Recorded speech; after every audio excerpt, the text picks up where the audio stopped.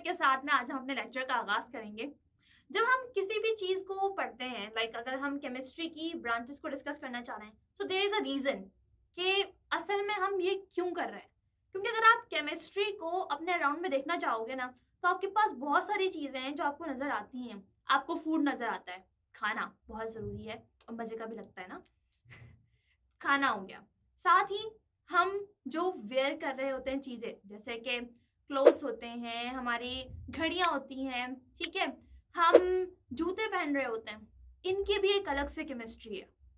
फिर हम बात करें कि हम जो चीजें इंडस्ट्रीज में बनवा रहे हैं वो किस तरह की होती हैं, उनके अंदर क्या चीजें मौजूद होती हैं, उसको बनाने के लिए हमें किन स्टेप्स से गुजर के आना होगा और वो किन स्टेप से गुजर के हम तक आएंगी। उन तमाम चीजों को अगर मैं बताऊं तो हम ये कहेंगे ना कि भाई डिफरेंट चीजों को हम डिफरेंट ब्रांचेस के अंदर ही डिस्कस कर सकते हैं ताकि हमारी जिंदगी आसान हो जाए। यही वजह है कि ब्रांचेस ऑफ केमिस्ट्री हमारी बहुत सारी बेसिस पे डिफर कर रही हैं, एक दूसरे से अलग हैं। अब जैसे मैं बात करूं कि हमने खाने की बात, जब हम खाना खाते हैं तो खाना खाने के बाद में हमें एनर्जी मिलती है, और वो अगर एनर्जी ना मिले तो फिर हम जिंदा ही नहीं रहते, यानी कि हमारे लिए खाना खाना बहुत जरूरी है।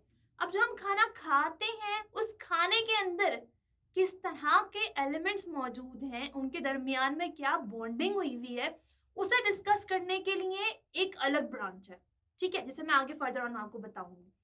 फिर मैं बात करूं कि वो जब खाना खा लेते हो और वो आपके स्टमक में चला जाता है, तो फिर जो चीजें, जो रिएक्शंस हो रहे होते हैं, जो उसमें से एनर्जी प्रोड्यूस करवाते हैं, उन केमिकल रिएक्शंस को डिस्कस करने के लिए हम एक अलग फील्ड चूज करते हैं, जो कि मैं आपको दोबारा बताऊंगी बाद में, ठीक है। अभी हम आगे बढ़ते हैं।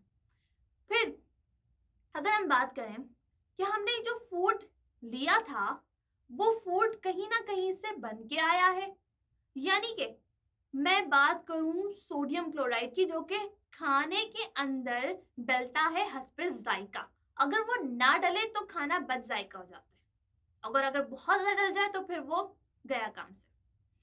तो इसके पीछे भी क्या हो जाएगा, सॉल्ट आ कहां से रहा है, वो आ रहा होता है आपके पास या तो खेवड़ा की कान से, जो कि पाकिस्तान के अंदर मौजूद है, ठीक है, और वो माइनिंग का पूरा प्रोसेस होता है, ठीक, और या तो फिर वो आएगा हमारे पास समंदर के थ्रू। लेकिन क्या वो डायरेक्टली समंदर के थ्रू मेरे पास आ जाएगा डालने के लिए खाने के अंदर? नहीं, वो जाएगा इंडस्ट्री में, पूरा प्रोसेस होगा। तो इस तरह की चीजों को जो कि इंडस्ट्री से रिलेट कर रही होती है, हम बिल्कुल अलग ब्रांच में डिस्कस कर रहे होते हैं। अगर मैं ये कहूं कि हम जो वेयर कर रहे होते हैं उन वेयरिंग्स के अंदर हमारे पास लेट्स सपोज जूते होते हैं, जूतों के अंदर एक अलग किस्म का मेटल यूज हुआ हुआ होता है, वो क्या चीज है, उसकी स्टडी क्या कहलाती है, वो केमिस्ट्री के लिए एक अलग ब्रांच है। तो यहाँ तक हमने काफी सारी एग्जांपल्स आपको दे दी हैं। अब ऐसा करते हैं, डिस्कस करते हैं कि ब्रांचेस ऑफ केमिस्ट्री एक्चुअली हमारे पास है कितनी, और हमारी लाइफ में वो कहाँ कहाँ एग्जिस्ट कर रही हैं। तो सबसे पहले मैं आपको बताऊंगी, जैसे कि मैंने बताया भी था, कि हमारे पास फूड के अंदर एलिमेंट्स हैं, और वो तमाम के तमाम एलिमेंट्स किस तरह से बॉन्ड बनाए हुए वो हम एक फील्ड में स्टडी कर रहे होते हैं।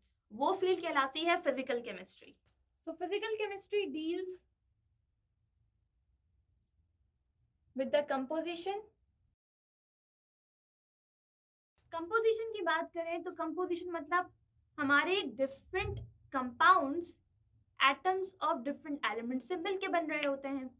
जैसे कि वाटर है, वाटर के अंदर हाइड्रोजन मौजूद होता है और ऑक्सीजन मौजूद होता है, तो उसकी एक कंपोजिशन है, यानी कि जब भी आप वाटर का नाम सुनोगे तो आपके दिमाग में आ जाना चाहिए कि हाइड्रोजन के हमेशा दो एटम्स इसके अंदर मौजूद होते हैं और ऑक्सीजन का एक एटम मौजूद होता है। अब अगर हम प्रॉपर्टीज की बात करें तो हमारे पास हर एक मेटल की एक अलग अलग प्रॉपर्टी है, वो भी हम फिजिकल केमिस्ट्री के अंदर डिस्कस कर रहे होते हैं। साथ ही साथ हम ये भी डिस्कस कर रहे होते हैं फिजिकल केमिस्ट्री में, और ये जान रहे होते हैं कि किसी भी चीज के कंबाइन होने के पीछे क्या लॉ है। वो भी हम फिजिकल केमिस्ट्री में ही स्टडी कर रहे होते हैं।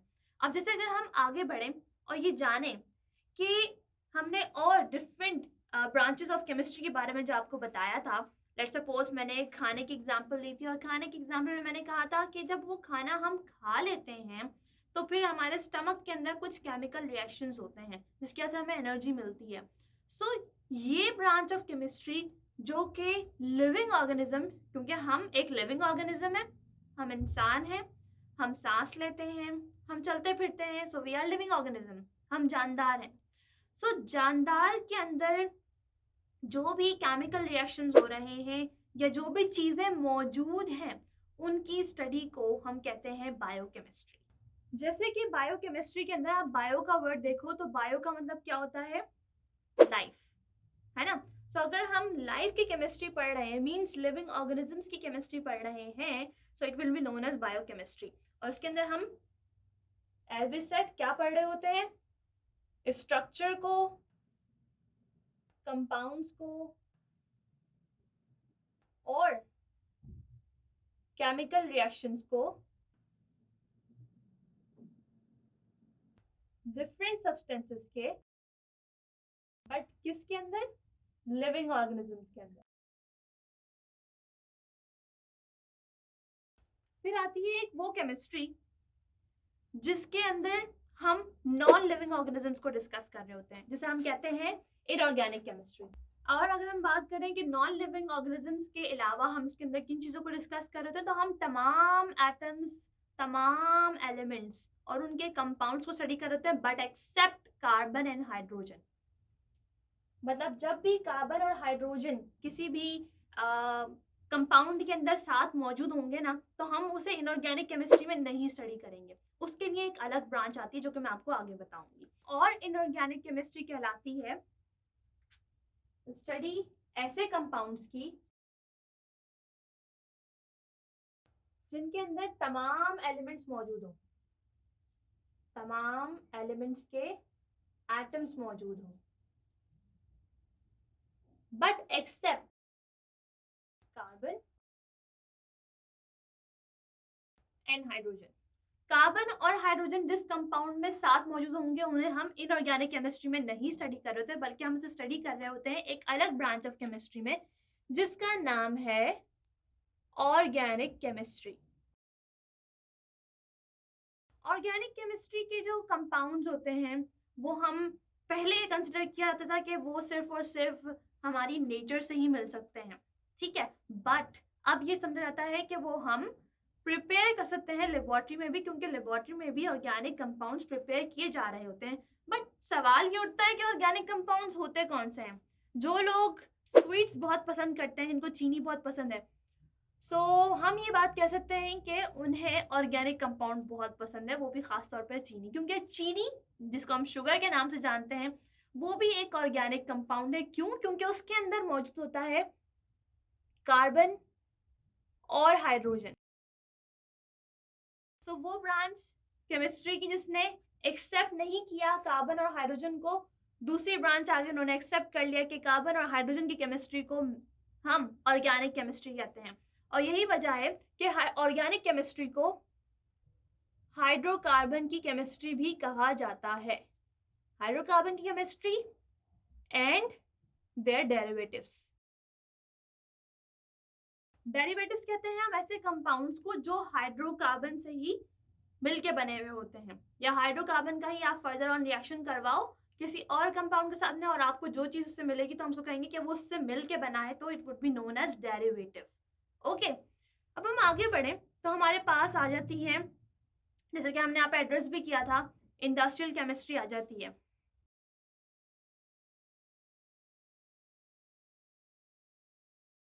इंडस्ट्रियल केमिस्ट्री में हम तमाम ऐसे कंपाउंड्स जो कि इंडस्ट्री में बन सकते हैं, जैसे कि ऑक्सीजन है, क्लोरीन है, फ्लोरीन है, ब्रोमीन है, बहुत सारे ऐसे केमिकल्स जो हमें डिफरेंट मेथड्स के लिए चाहिए होते हैं अपनी फूड इंडस्ट्री के अंदर, खाने बनाने की इंडस्ट्री के लिए, या फिर हमें डिफरेंट चीज़ें बनाने के लिए जो कि पाकिस्तान की इकोनॉमी को भी चला रही हैं, ठीक है, उन चीज़ों को बनाने के लिए भी हम इंडस्ट्रियल केमिस्ट्री को पढ़ रहे होते हैं, तो तमाम के तमाम प्रोसेसेस जो इंडस्ट्री से रिलेट कर रहे होते हैं वो हम इंडस्ट्रियल केमिस्ट्री में पढ़ रहे होते हैं। सो वी कैन से कि ये एक ऐसी स्टडी है इसके अंदर हम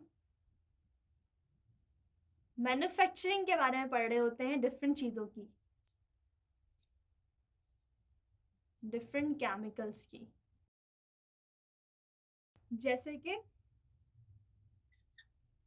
हमारे पास है सीमेंट इंडस्ट्री, शुगर इंडस्ट्री, और भी बहुत सारी इंडस्ट्रीज हैं। अब अगर हम आगे बढ़े तो जो इंडस्ट्रीज के अंदर काम हो रहा होता है ना, सो धुआं उड़ता हुआ आपने देखा है, इंडस्ट्रीज में से धुआं निकल रहा होता है। कोई भी इंडस्ट्री लगी हुई होगी, कोई प्लांट लगा हुआ तो उसमें धुआं निकल रहा होता है। सो धुआं निकल रहा है अगर, इट मीन्स कि वो हमारे हमारे इन्वायरमेंट के लिए, हमारी अर्थ के लिए अच्छा नहीं है, तो हम उसे एक अलग फील्ड के लिए रखते हैं। और वो अलग फील्ड क्या कहलाती है? इन्वायरमेंटल केमिस्ट्री होती है, जिसके अंदर हम ये डिस्कस कर रहे होते हैं कि हमने वो कौन से केमिकल्स को यूज करना है चीजें बनाने के लिए, जिसकी हेल्प से हमारे इन्वायरमेंट को कम से कम नुकसान पहुंचे। यानी कि अब जिस ब्रांच ऑफ केमिस्ट्री के बारे में हम पढ़ रहे हैं, दैट इज इन्वायरमेंटल केमिस्ट्री,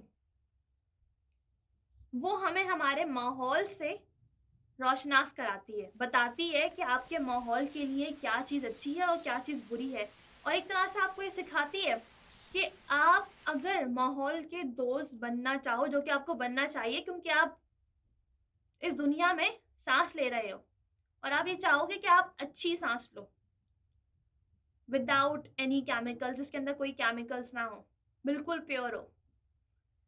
सो वो चीज़ें हम इन्वायरमेंटल केमिस्ट्री में पढ़ रहे होते हैं।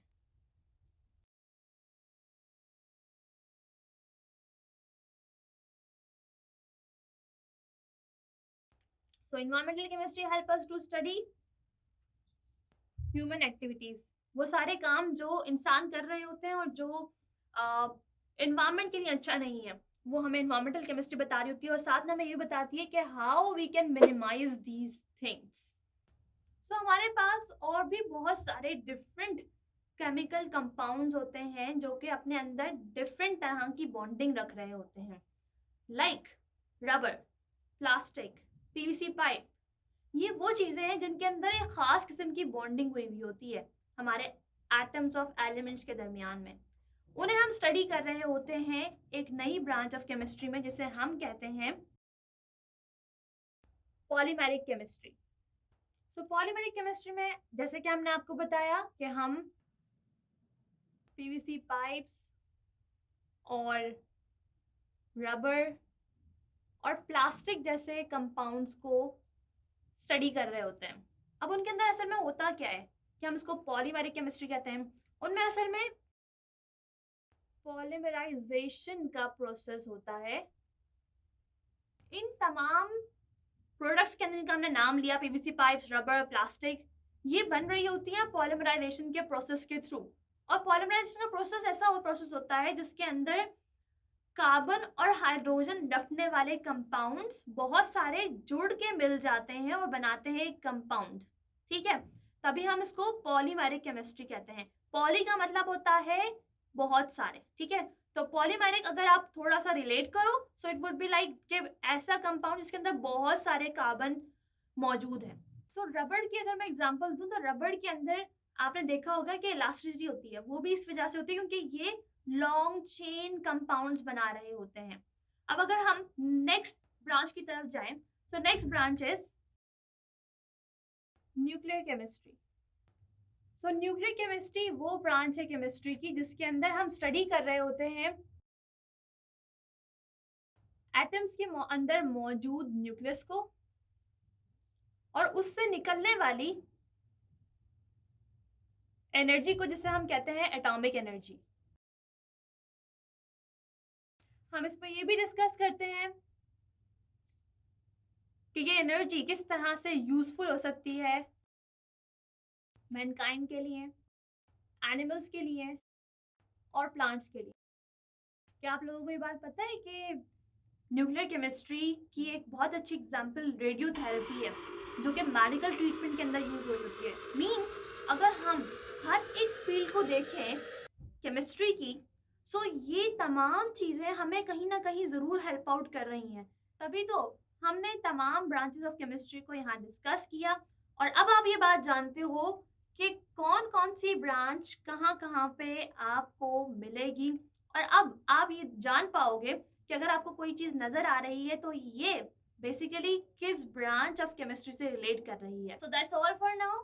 हम इंशाल्लाह मिलेंगे आपसे फिर नेक्स्ट लेक्चर में। अपना बहुत ख्याल रखिएगा और पढ़ते रहिए, समझते रहिए और सीखते रहिए।